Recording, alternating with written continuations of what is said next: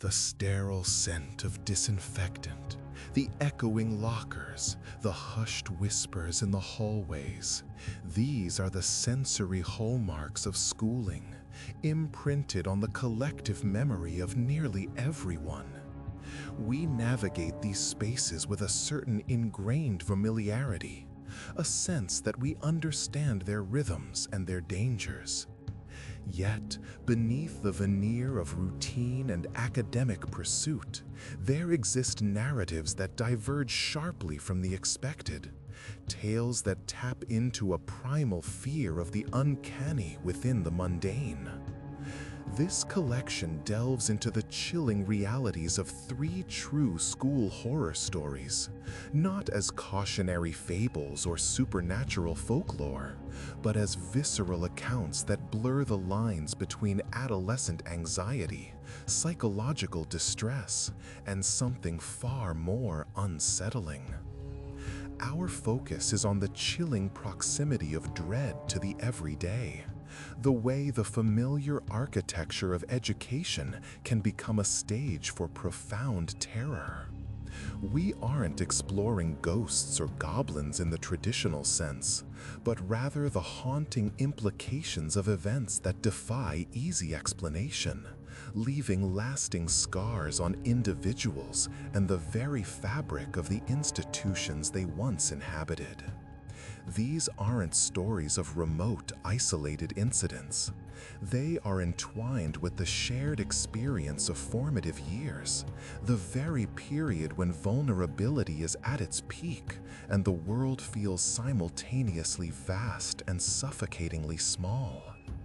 The universality of the school environment serves as the uncomfortable canvas upon which these disturbing truths are painted, making the horror all the more potent because it could, in some twisted way, be anywhere.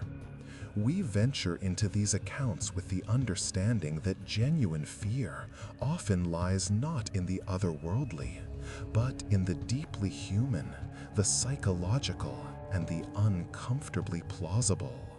The aim is to evoke a sense of unease that lingers, a quiet recognition that the places we associate with growth and learning can, in certain circumstances, become sites of profound and inexplicable dread.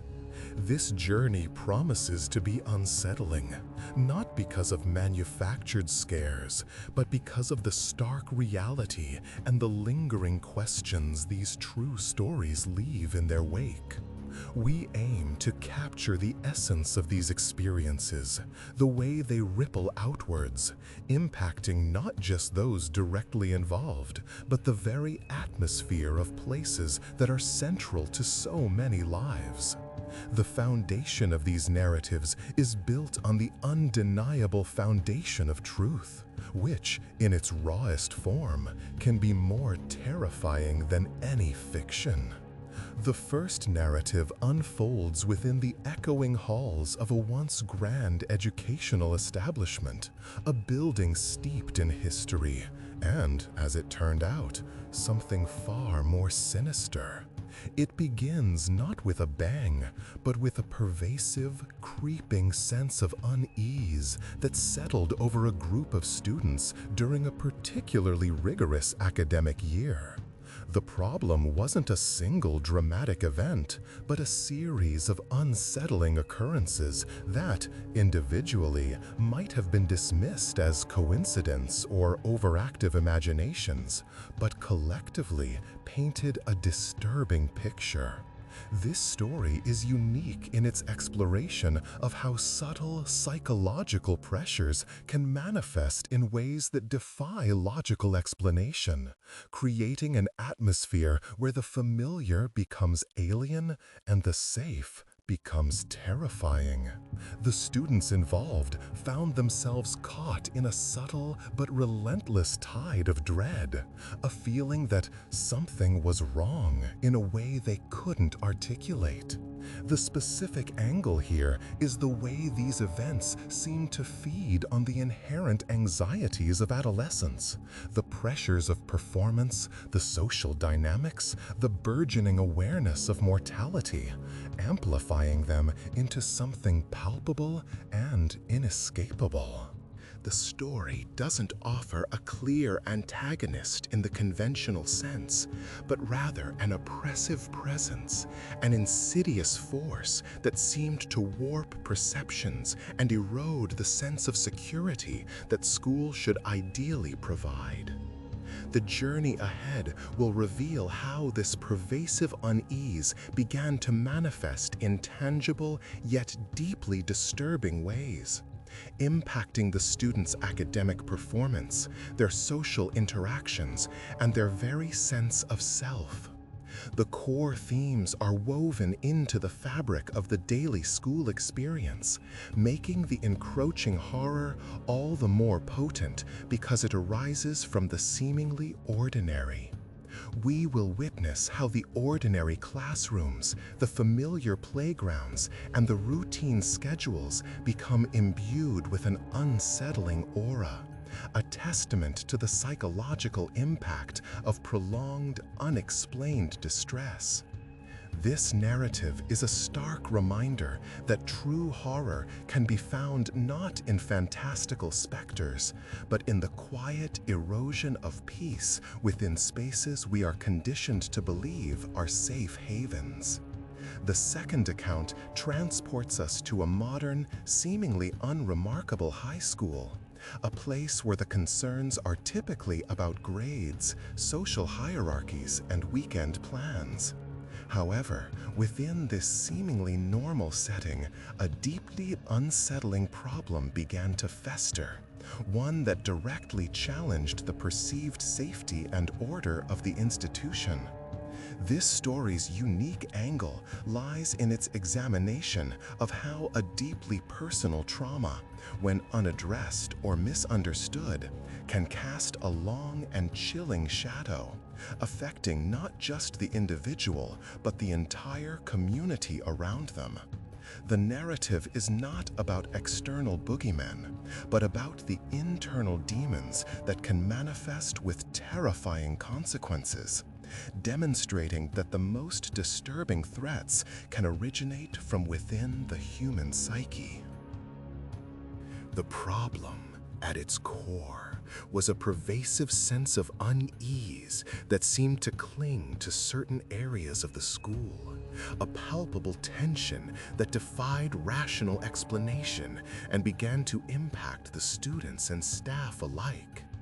This wasn't about hauntings in the spectral sense, but about the lingering residue of profound emotional distress, a psychic imprint that seemed to warp the very atmosphere. The journey we embark on will explore the subtle but undeniable ways this unease began to manifest, creating a ripple effect of fear and confusion. We will see how the everyday routines of school life were subtly disrupted, how the comfort of familiarity gave way to a gnawing apprehension, and how the shared space became a source of quiet dread. The core themes revolve around the unseen consequences of unresolved pain and the ways in which collective experience can be shaped by the profound emotional fragmentation of an individual. This story emphasizes that the true horror often lies in the silent struggles, the unspoken anxieties, and the unsettling realization that even in the brightest, most public of spaces, profound darkness can take root. Finally, the third true story plunges into the disquieting reality of a small rural schoolhouse, a place where the close-knit community and isolated setting create a unique crucible for fear. The problem here is not one of mass hysteria or supernatural intervention, but a more insidious, unsettling phenomenon that took root in the very foundations of the community's trust and sense of security. This particular narrative's unique angle lies in its exploration of how deeply ingrained psychological patterns and collective anxieties can manifest in ways that are both deeply disturbing and disturbingly believable. The story unfolds not through jump scares or overt threats, but through a slow, creeping dread that permeates the quiet existence of the school and its surrounding environment. The initial manifestations were subtle, easily dismissed by those who preferred not to see, but their cumulative effect was profound, chipping away at the sense of normalcy and introducing an unsettling undercurrent of fear. The journey through this account will peel back the layers of this disquiet, revealing how the isolation of the setting amplified the problem, how the shared history of the community became intertwined with the unfolding events, and how the very definition of safety began to erode. The core themes explored are the power of suggestion, the fragility of perceived order, and the unsettling truth that sometimes the most terrifying things are not what we see, but what we feel. A deep, unshakable premonition that something is fundamentally, irrevocably wrong within the fabric of our perceived reality. Reflecting on this journey so far, we've navigated through landscapes where the familiar architecture of education became an unexpected stage for profound disquiet. The common thread is not one of external specters or overtly supernatural forces, but rather the deeply unsettling ways the human psyche, under duress or distorted perception, can imbue ordinary spaces with an almost palpable sense of dread. It's as if the very atmosphere of these institutions, designed for growth and security, can absorb and amplify the residual energies of intense psychological experiences, creating a kind of pervasive unease that seeps into the daily fabric of life.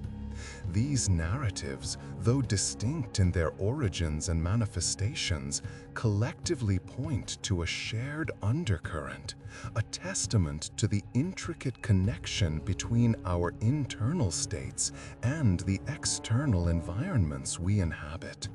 We've seen how anxieties, both individual and shared, can coalesce, rendering the mundane inexplicably threatening, and how spaces we associate with normalcy can, under certain circumstances, become profoundly alienating. Conceptualizing these accounts as ripples emanating from distinct points, we observe how these disturbances, though originating in specific incidents or atmospheres, tend to spread, subtly altering the perceived reality for those within their reach. The essence lies in understanding how the bedrock of expectation, the inherent belief in the order and safety of educational settings, can be so profoundly shaken. It's about the quiet erosion of that presumed sanctuary, the subtle fracturing of a foundational trust. As we pivot towards the final reflection, consider that the true horror often lies not in the dramatic or the overtly terrifying, but in the insidious creep of the uncanny, the slow realization that what we believed to be solid ground is, in fact, far more mutable and susceptible to the unforeseen currents of human experience.